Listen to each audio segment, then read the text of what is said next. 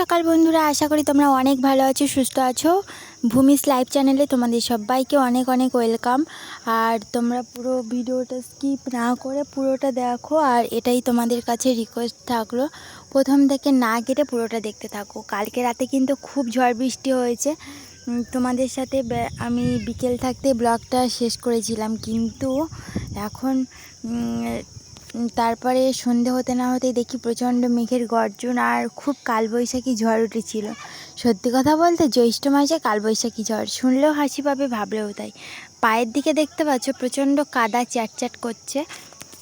মানে কালকে রাতে যা মানে বৃষ্টি হয়েছে, পুকুরের হাফ পর্যন্ত প্রায় ডুবেই গেছে। এই পুকুরটাতে একদম জল ছিল না, দেখতেই পাচ্ছ। মাঠে প্রায় অনেক জায়গাতেই জল জমে গেছে, যে দিকটা নিচু জায়গা সেদিকটাতে একদমই জল জমে গেছে।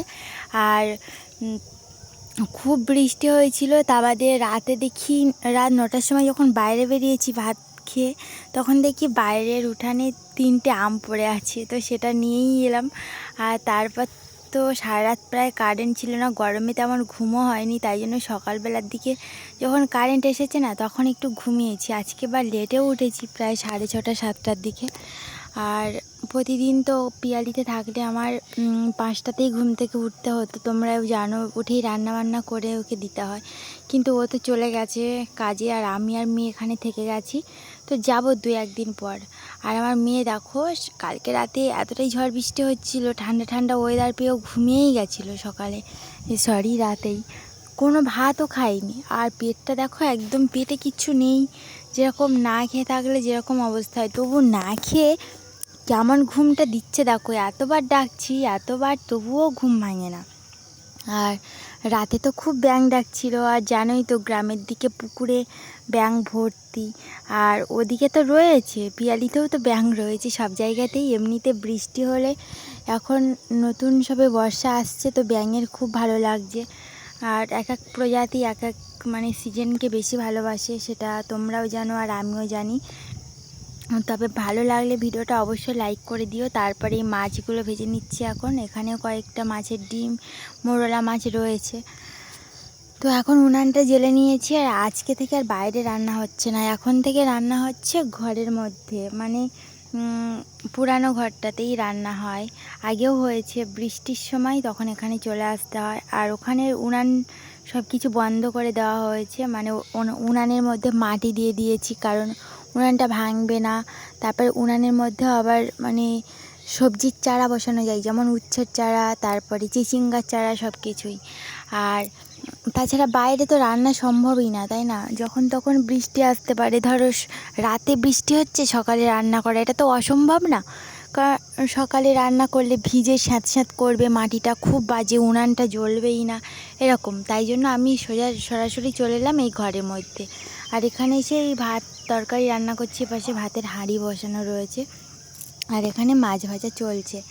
তো আমার মাছ ভাজা প্রায় রেডি, আর কিছু রয়েছে মাছের ডিম, এগুলোই ভাজা হবে। তবে ব্লগটা পুরোটা দেখতে থাকো বন্ধুরা। আর চ্যানেলটিকে যারা এখনও সাবস্ক্রাইব করোনি, অবশ্যই করে সাবস্ক্রাইব করে পাশে থেকো, পুরো ভিডিওটা দেখতে থাকো তোমরা। তারপর বন্ধুরা দুপুরে খাওয়া দাওয়া সেরে নিয়েছিলাম কুমড়ো ঘন্ট দিয়ে, আর করেছিলাম শাক ভাজা। আজকে 2টো তরকারি হয়েছিল, সেই কারণে খাওয়া দাওয়াটা সেরে নিয়ে আর বিকেলে সোজা কচু বসাতে চলে এসেছিলাম আরেকটা বাগানে, আমাদের পুকুরের এই পাশটাতেই। দেখো কত সুন্দর রোদ বেরিয়েছে, কালকে বৃষ্টি হয়েই পুরো রোদ ঝলমলে ওয়েদার। আর খুব মানে ওয়েদারটা ভীষণ ভালো লাগছে। তারই মধ্যে খেজুরটা পেকে যাওয়ার মতো অবস্থা হয়েছে। আর এই পুকুর পাড়টা আসলে সত্যি মনটাও যেন খুব ফ্রি হয়ে যায়। মনে যতই ঝাপটা চলুক না কেন, যতই অশান্তিতে থাকুক না কেন, এই পুকুর মানে প্রাকৃতিক একটা আবহাওয়াতে, মানে এমন একটা আবহাওয়ায় যাওয়া দরকার যেখানে সব নিরিবিলি থাকেন, সেইখানটাতে খুব ভালো লাগে। আমার তো ভীষণ ভালো লাগে। বন্ধুরা সন্ধ্যাবেলা এই যে বাজারে চলে এসেছি, আর এখন নিচ্ছি কাঁটা লাগার প্যাকেট। তো কাঁটা লাগা কে কে ভালোবাসো কমেন্ট করে জানাতে একদম ভুলে যেও না। কাঁটা লাগার প্যাকেটটাতে তো হচ্ছে, আবার জিজ্ঞাসা করছিলাম দাদুটাকে যে নরম হবে কি শক্ত হবে, এরকম একটা কন্ডিশান। মানে আগেও কতবার রোল ক্রিম, তারপরে কাঁটা লাগার টোস্ট, এগুলো সব কিনে নিয়ে গেছি, আর বাড়ি গিয়ে দেখছি নরম নরম, ভালো লাগে না খেতে। তাই জন্য আগের থেকে জিজ্ঞাসা করে ভালো করেই নিচ্ছিলাম। আর সত্যি কথা বলতে আজকে কিন্তু সানডে, রবিবার। আর রবিবারে আমি যে ব্যাংক বন্ধ থাকবে এটা একদমই খেয়াল ছিল না, তবুও চলে এসেছিলাম সন্ধেবেলা। আবার একটা কথা কি জানো, সকালবেলাও চলে এসেছিলাম কিন্তু বাজারে। রবিবারের জন্য যে আজকে ব্যাংক বন্ধ থাকবে সত্যি আমার একদম খেয়াল ছিল না। সকালে এসেও গিয়ে ঘুরে গেছি, আবার সন্ধেবেলাও এসেছি। জানি সন্ধে 8টা পর্যন্ত খোলা থাকে, শুনেছি লোকের মুখে। তো এসে দেখি ব্যাংকও বন্ধ। ধুর, ভালোই লাগে না ব্যাংক। এবার বাড়ি চলে যাব কটা সিঙাড়া নিয়ে। আর রান্না বান্না করে রেখে এসেছি কচু দিয়ে মাছের ঝোল, ঠিক আছে। একটাই তরকারি করেছি বলা ভুল, আরেকটাও তরকারি করেছি, কুমড়ো ঘন্ট করেছি মাছের মাথা দিয়ে। তো এইভাবেই চলে আসছি। আর সিঙাড়ার দোকানে খুব লেট করাচ্ছিল, বললো একটু ওয়েট করো। তারপর আমার মেয়ে তো জানোই সস চাটনি এসব খেতে সিঙাড়ার সাথে ভীষণ ভালোবাসে। তো আমি চাইলাম সস, আর দিয়ে দিল আমাকে চাটনি। ভীষণ বাজে লোকটা, আর ভীষণ গালাগালি দিতেও ইচ্ছা করছিল, কিন্তু লোকটা একদমই কথা শুনছিল না বন্ধুরা। আমি বলছিলাম বারবার করে সস দাও সস দাও, কিন্তু সে চাটনি দিয়ে দিল। চাটনিটা ভীষণ মিষ্টি, আর ওটা একদম আমার ভালো লাগে না, টক টকও লাগে না। সসটা যত পরিমাণে টেস্ট লাগে, কিন্তু চাটনিতে ততটা লাগেই না। তো তোমরা সাথে থাকো। আর এখন চালিয়ে যাব আমি সাইকেলে। এখন কিন্তু অলরেডি 7টা 5 বেজেই গেছে। সরি, 7টা 5 না, আমি তো 7টা 5-এই বেরিয়েছি, আর এখন বাজে 7টা 24। ঠিক আছে, 20 মিনিটে কাজ সেরে নিয়েছি, কারণ অনেক কটাই দোকানে গেছি, কিছু কিছু জায়গায় আমার কাজ মেটেনি। তা বাদে ব্যাংকে গিয়েও দেখি ব্যাংক বন্ধ। তো ফালতু লেট করে কোনো লাভ নেই, তাই জন্য আমি ঝটপট চলে এসেছিলাম। আর বাড়িতে এসেই দেখো বের করা শুরু করে দিয়েছি। এটা কি তোমরা অবশ্যই কমেন্ট করে জানাও।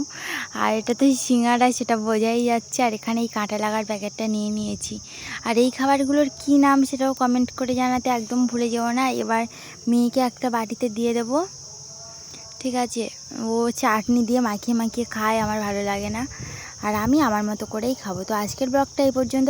সবাইকে গুড নাইট। কেমন লাগলো জানিও, শেয়ার করো।